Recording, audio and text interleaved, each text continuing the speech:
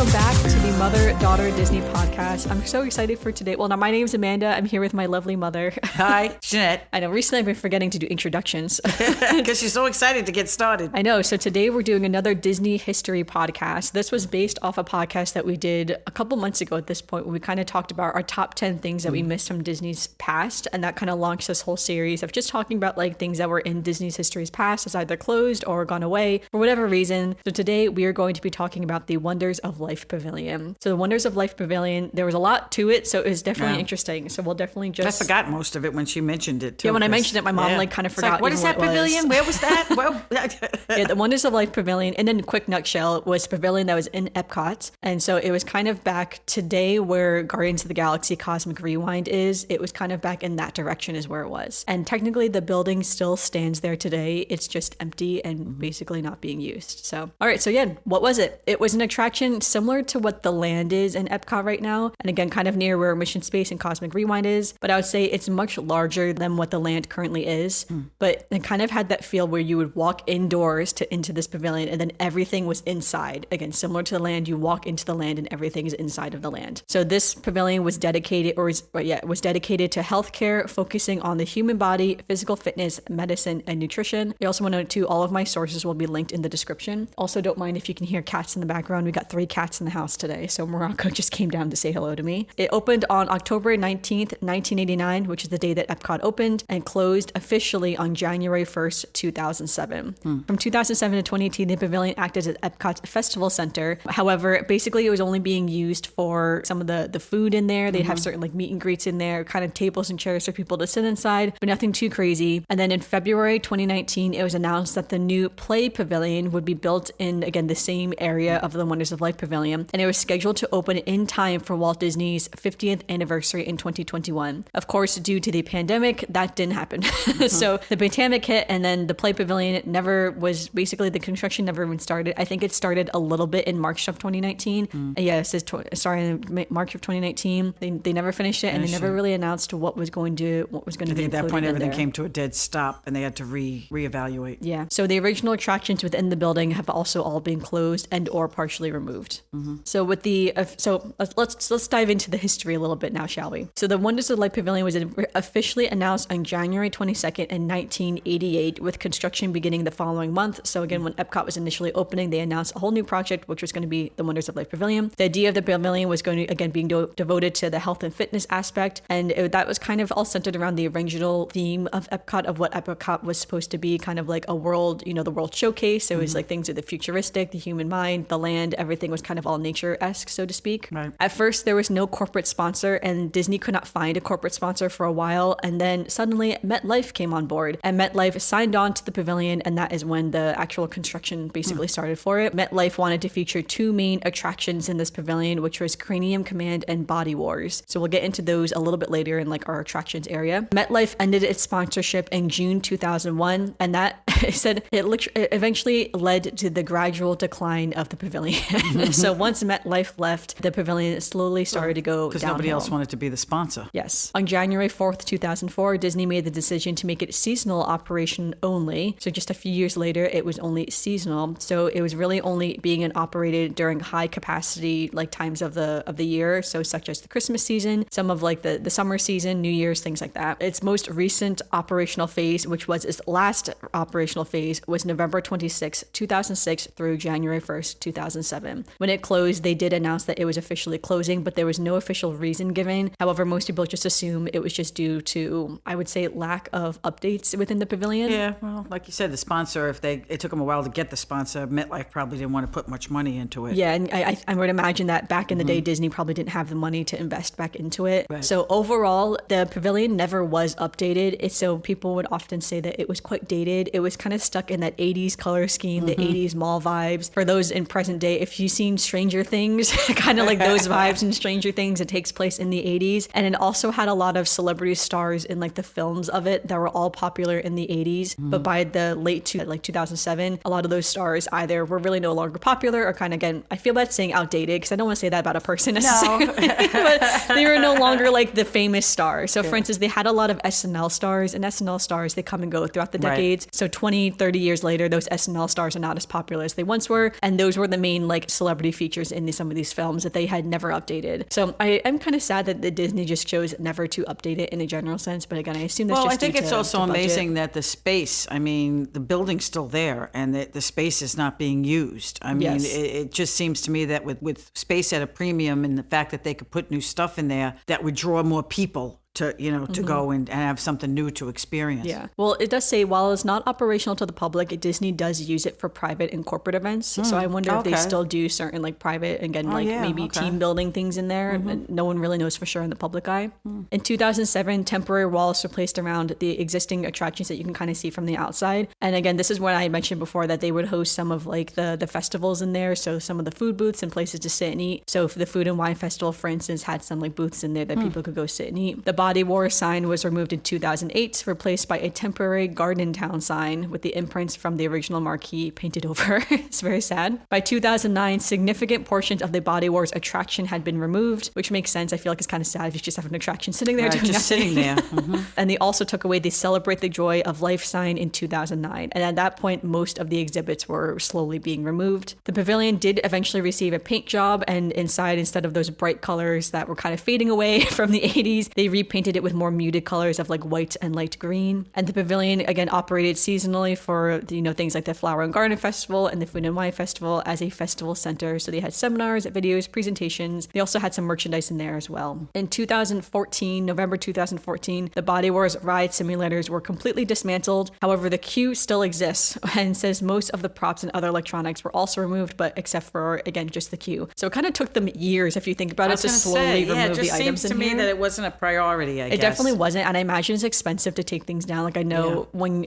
for instance, like America as a country, there's abandoned towns in America because the cost to like demolish is just higher than it is just to walk away, which is wild to think about. So in 2017, Cranium Command has had its queue and pre-show partially dismantled, but the theater, including the animatronics, lighting, seats, and staging area, all remained intact. That was really interesting to hear because I remember back in the day, people would say there's a character. Again, we'll get to the Cranium Command. There's a character in the Cranium Command, like a little animatronic of Buddy, and he was still there, just sitting there, doing nothing. There. Yeah, which is creepy to think that an animatronic of a child is just sitting doing nothing. So, I don't know. It's very Five Nights at Freddy's. Yeah. So, the theater that was used for The Making of Me is still used for various movies and presentations. And then on September 11th, 2012, the Walt Disney Imagineering filed a notice of commencement with the Orange County Controller's Office indicating the intentions for a selective demolition to take place at the pavilion. No one exactly knows what they actually demolated in the pavilion. I imagine, again, they just took more things down in the pavilion, but Wikipedia did not say. Who knows? And then they do everything behind closed doors. So. Yeah. And then, like I mentioned before, in 2019, it was announced that a new interactive play pavilion would be built in, like, again, the overall space of the former Wonders of Life Pavilion. And it was supposed to open in time for the 50th anniversary in 2021. That was years ago at this point. Right, and there has been, no announcement of what was going to happen to that play pavilion. I do remember when they said during COVID, like during the year of COVID, that the play pavilion was going to be put on hold because a lot of families were kind of sad about that because Epcot doesn't really have a kind of like if you think of the Bone Graveyard in Animal Kingdom, right. They don't have like a big play area for kids to go to. And since Epcot sort of has that reputation of not being for kids, the play pavilion definitely would have been a big draw for families and their children. Right. I disagree with that notion personally. I think Epcot is for children. I think lots of kids have a great time in Epcot. Yeah, we never had a problem when you were children having to worry about entertaining you in Epcot. There was always something to do, always something, somewhere to be. No, for sure. But I think Epcot just kind of still carries around that like reputation. So I think the play pavilion definitely would have changed that. But again, COVID affected lots of things for Disney's plans. Yeah, and COVID affected a lot of things for everybody. The play pavilion, was on the bottom on the bottom of the list. But I will say Disney never announced that they weren't going to do the play pavilion. They just said it was going on, like they were going to delay the project. So it's on an indefinite hiatus as of right now. So maybe one day they will bring back. I'm assuming the plans have already been created for it. It's funny because it doesn't seem to me that would be a big expense. I know that,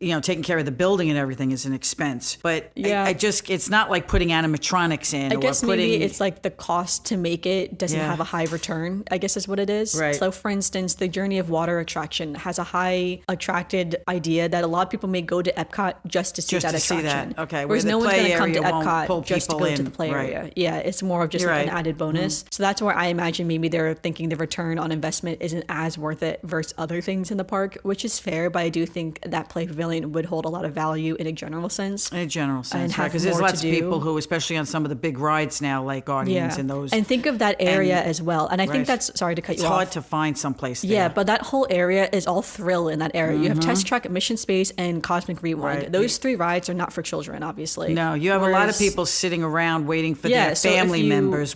They're sitting with the little kids. That's what I'm saying, yeah. Because usually it's me sitting with the people and their little kids. Yeah, that's what I'm saying, though. So it would make sense if they had that, because then when your family members are going on these big thrill rides, then you could be in the play pavilion with the younger ones, maybe, to entertain them, rather than maybe having to cross the whole park by yourself with the kids and, or chasing them around.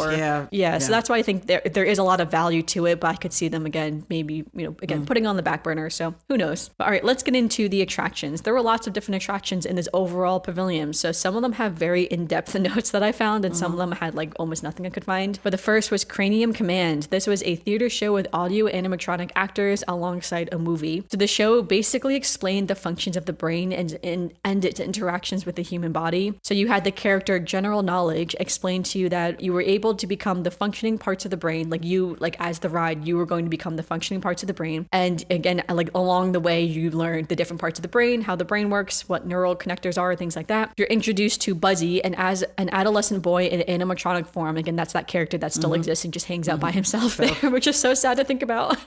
You sat in this large theater-like space, and there were 2 screens portraying the eyes of a 12-year-old boy, head that you're in. So you're looking through the 2 screens of his eyes, and you're in the brain is the whole idea. Buzzy is piloting the contraption, like the brain, so to speak, and is helped out by other celebrity guests playing left brain, right brain, the stomach, and you kind of just go about the boy's day, in school. So you encounter, his schoolwork, bullies, his school crush, there's a food fight, and again, so forth of just like kind of what's going on throughout the day. And at the end, you are deemed to have a successful day at school, and General Knowledge commends Buzzy on his piloting skills of piloting the human boy. I actually remember this ride distinctly. This is the only... that one I remember. Yes, this is the only one I genuinely We did that remember. one usually anytime we went, because it was geared towards you guys, when you were younger. I do. And I remember specifically the screens, which is funny, like the 2 screens of like the boy's eyes. And that's what I remember more than Buzzy between the 2 eyes. I don't remember him. Like in my memory, I don't think you just remember seeing out of his head. But I remember the 2 eyes that like were in the shape of eye, of eyes and stuff, and those 2 screens. And that's really what I remember the most, which is kind of funny. It was a cute experience. It was, yes. All right. There was the Frontiers of Medicine. This is where you would basically listen to stories about medicine and brain on these like small little televisions, a small attraction.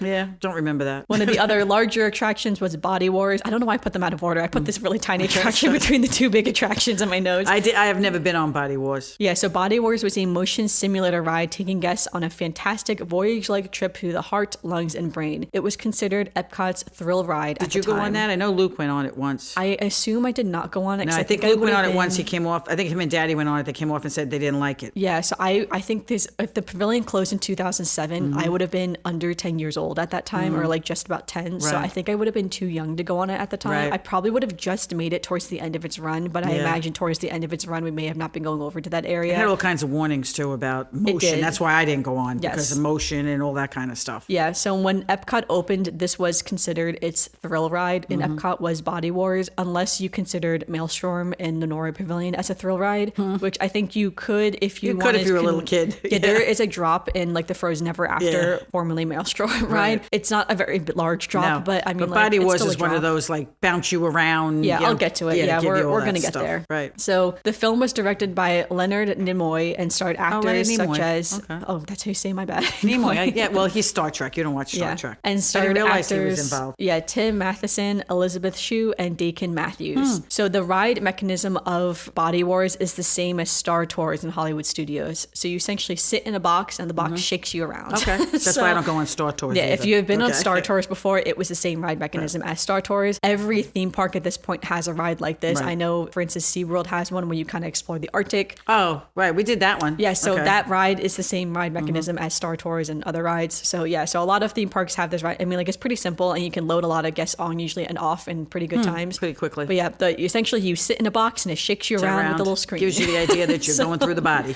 Okay. So you get on the ride and the mission commander explains what's going on. So in the storyline of Body Wars, 10 minutes ago, Dr. Cynthia Lair, one of the Met's foremost immunologists, was miniaturized and beamed into the right index finger of a volunteer who has a splinter. She's conducting tests on how white blood cells rush to protect the body from from infection, or as she puts it, to study the inflammatory response of neutrophils as they react to invading bacteria. You can tell I haven't taken biology in quite some time.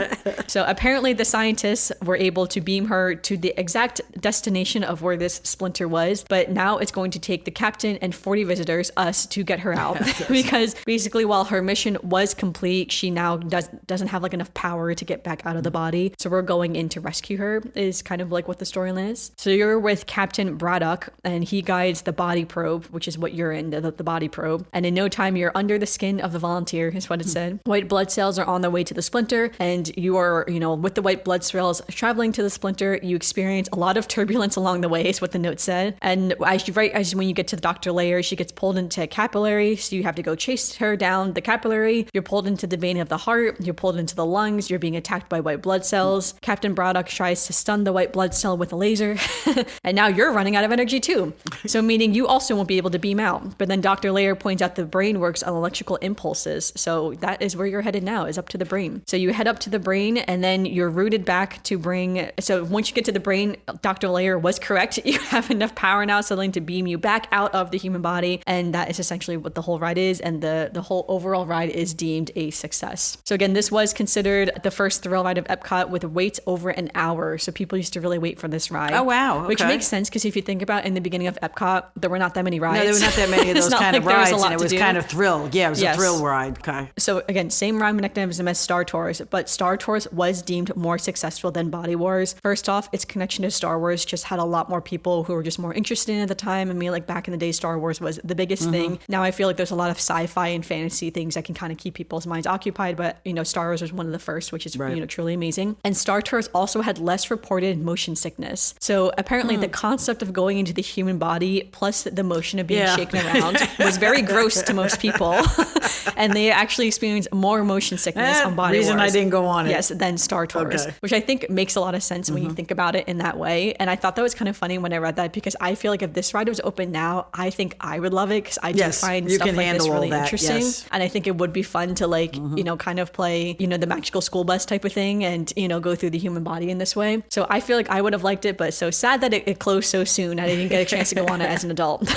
That is okay though. But we still have Star Tours. So, all right. So some other attractions in this pavilion was Coach's Corner. So guests can swing on a bat while a professional player kind of gives tips, kind of like a baseball bat simulator. There was Goofy About Health. This was a multimedia show. I remember that one. Okay. Yep. About healthy living, hosted by Goofy, using clips from his cartoon. There was no line to get into this attraction. You basically would just walk in, and it was only an 8-minute show kind of playing on a loop. So you can kind of start and stop watching whenever you wanted. That one I remember. They had something called the Fitness Fairgrounds, and this would test guests' athletic abilities. It kind of just looked like a play area, sort of, but I think adults could kind of do it too, is what it seemed like.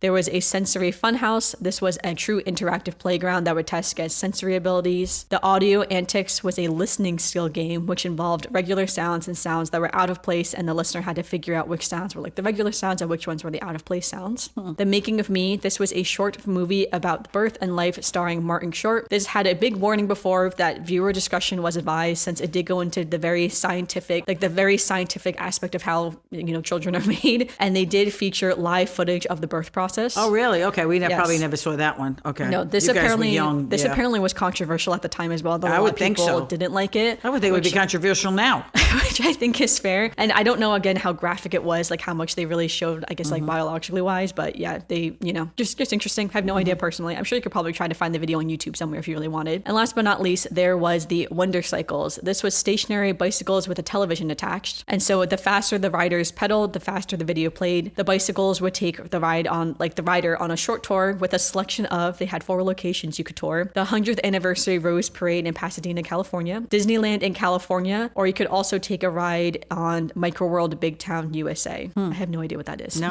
So for some live entertainment, they had the Anatomical Players. This was a live show featuring improvisational skits on health and nutrition. The skits had names such as Dr. Jekyll and Mrs. Sugar, Lost in Space, and Cooking with Mr. Bob. Obviously, never saw any of those people. Yeah, it usually featured 3 performers and an audience, and like 1 audience member, so they have someone from the audience come. And none of the skits were exactly the same, since a lot of it was based on improv. But apparently, people said this was actually a really funny show, since there was a lot of improv. I've never seen it. I don't remember seeing any of them. And then for shops, there was one shop, The Well and Goods Limited, and for food, there was one food station called Pure and Simple. But I think it wasn't really a big quick service or anything like that. I think it was more of like a fast, like buy a bag of chips type of thing. Yeah, buy something organic or natural. Yeah, so that's kind of what I found on the Wonders of Life Pavilion. So I remembered part of it. I didn't remember most of it until you started talking, but I do remember part of it. Yeah, no, for sure. It's funny because again, the only thing I really remember is the Cranium Command. Is those two that's eyes, the main, because that's the one we did all the time. Yes, and those are the main ones I really remember, which is just wild to think about. There was all this other stuff in that area. That While you're we just talking, didn't do. I can actually remember walking into the building. I actually remember walking into the building and the room that you first walked into. So in my mind, I can see little flashes of it. But like I said, Cranium Command was the one I remembered the most. Yeah, for sure. And again, aside we couldn't do Body Wars. Oh God, no.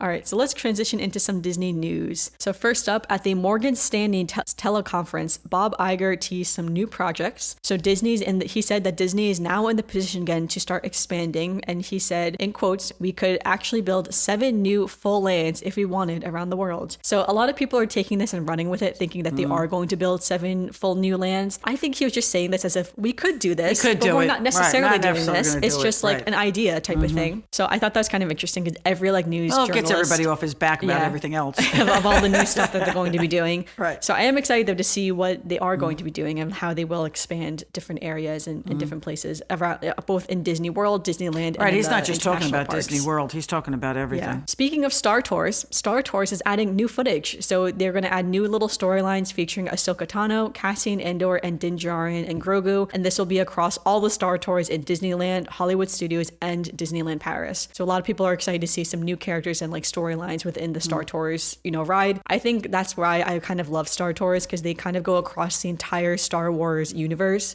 So you have, clips from like the prequels, the original trilogy, the sequels, and now even some like the spinoffs, So we're really going all over the place now with Star all Tours. Over the place. Let's say that I watched what did I watch? The first one? Yeah, my mom recently watched The Phantom Menace, episode 1. Okay. So, yeah, that's it what was we not watched. horrible. The goal is that she's going to watch all the Star Wars movies. I doubt it, but it was not horrible. Yeah, so but she said she didn't mind it. I got although through it. She was upset that find out that Liam Neeson, that's the only movie he's in. Yeah, I thought maybe he was going to come back to life.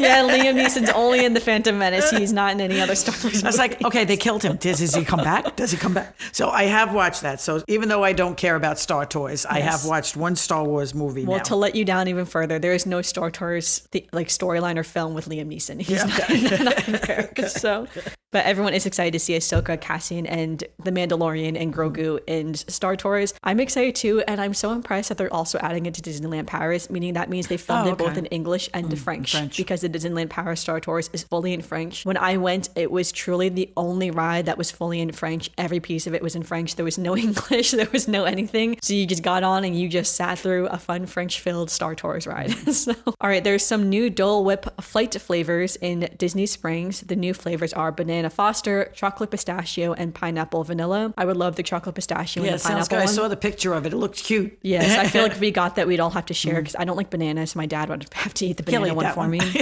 But the Chocolate Pistachio sounds really good. Another big update is that soon we'll see restaurant availability for multiple days at a time on the Disney My Disney Experience app. This means that if you want to eat at a certain Disney restaurant during your vacation, you will be able to search for availability up to 10 days at a time. So right now, let's say we're sitting in Disney and I want to go eat at... Oh, you mean people who don't have hotel reservation? No, I just mean just to see the general availability for the restaurant. So for instance, if we wanted to eat at, let's say, Via Napoli, that's a popular restaurant, right? So right now you'd have to go on the app and I would say, I want to eat at Via Napoli anytime this week, but you'd have to check it individually. So you have to go into Monday. You have to go every day. No, so like if you're in the park, so Monday, Via Napoli, look around to see what times Via Napoli has available, and then you'd have to go out and then go into Tuesday and then look at the times that Via Napoli is available on Tuesday. Oh, and do okay, that. I see what you mean. Okay. So now you can see just the whole week for like in the app itself at a time. So you no longer have to go back and forth, basically is what it is. So yes, so I've never really done that in the park. I do all my planning before we get there. Yeah, so she does the reservations beforehand, and then when we're in the parks, I do that sometimes if we want to try to switch. Yeah, if we're trying to switch reservations, if we couldn't get reservations, then I try to look for them. Right. Sometimes we switch and so that's what the new update is. It's not actually rolled out yet. Disney just said it's going to be rolling out soon. So when that does roll out, I guess we'll see. Okay. see if it works. There's a new matcha cake and milk chocolate mousse cupcake at Pizza Safari in Animal Kingdom. It looks so cute. It features a little Yeti and there's a little ladder, which I thought was really funny. As if you're going to climb up to the Yeti, or maybe he's supposed to be holding onto the ladder. Maybe, I'm not really sure. I haven't seen it. Okay. It's so cute though. I love it. And I'm surprised that it's like the first like Everest themed like kind of food that we're really seeing around there. And for a while there's like some Everest treats, but there haven't really been many. This is the first new one that we've had in a while, but it's very cute. Chip and Dale and Goofy or Max have their dedicated meet and greets again now in Hollywood Studios. They used to have this dedicated meet and greet, but they have not had it since before COVID. So now in the post-COVID days, which is crazy because it's been kind of years now since like everything reopened up, but Chip and Dale and Goofy and Max are now back. It's kind of funny because when you see it, Chip and Dale, when I saw them, like, they're naked. Like, they don't wear any clothes. Chip and Dale don't have any like little outfits on. It's just them. So you can just see them in like their classic characters. Okay. But when I saw that in like their classic outfits, Chip and Dale don't have classic outfits the way like Minnie has her red dress and like Mickey has his little tail, Donald Duck suits. has his, and Donald Duck has his little blue shirt and his hat. Yeah, Chip and Dale are just naked. Okay. So I was like, where are their clothes?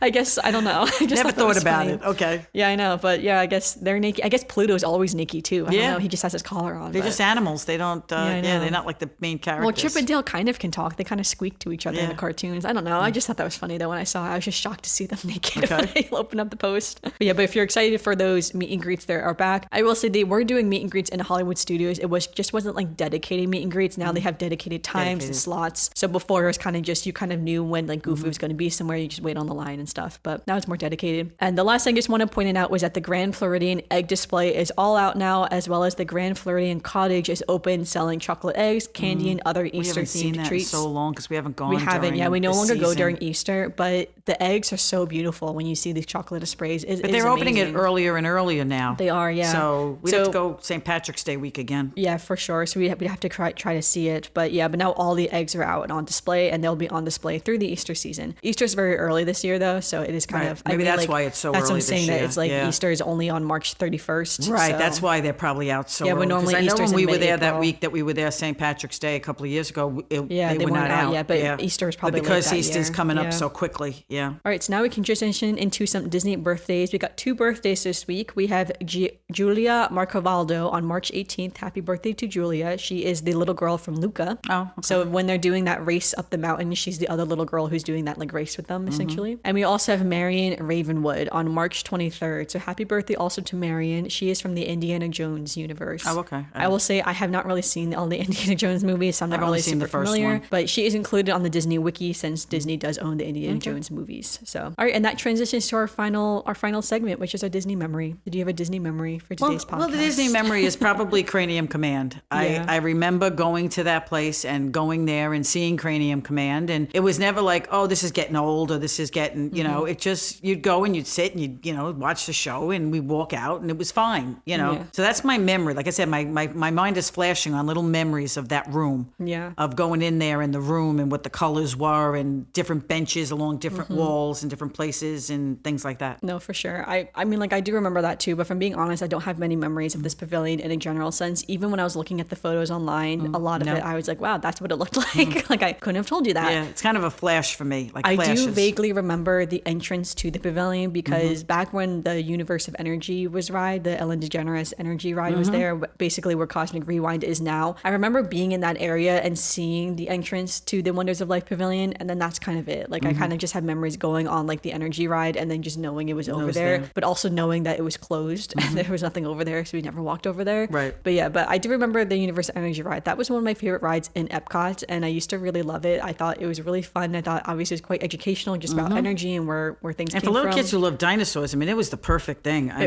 thought it was so fun, and I think the whole ride itself, this is my memory basically, it says ride. I will probably do a whole Disney history on this ride eventually, but just a quick thing. I love the fact that you sit in this theater, and if you've never been on it before, right? Imagine being the first time you're going on it, you're sitting in this theater, you're watching this little show, they're playing Jeopardy, all this stuff, and then suddenly the seats that you're sitting in turn, and now you're like taken back in time and all these animatronic dinosaurs around you. I think that concept is so cool that it's kind of a shock the first time you see that, when you're not expecting to suddenly, like, you're thinking you're just going to sit down for like a theater show, and then it turns into this whole ride. And that's what I think was so cool about that ride, that it was so many things in one. I mean, like, you had the standing show in the beginning, and then the sitting part of the show, the ride part of the show, and then that little finishing up part at the end. I wonder why you wonder why they make a decision to take I could see how maybe. I think it was a bit outdated. was Well, part what of I'm it. saying is I could see part of it needed to be updated, but just the animatronics alone with all the dinosaurs Yeah, I know. and the different I things wonder what that they did with those dinosaurs. Yeah, You know, I I wonder if don't they're know. just in the graveyard somewhere or if they'd Yeah. ever be repurposed or something Interesting. like that. But yeah, I don't know. I just thought that was such a cool ride in itself. And I liked the shocking elements of it, that you were kind of doing something different that you were not expecting. And that's what I thought was really fun about that ride. Yeah, that was kind of the Wonders of Life Pavilion now. So let us know what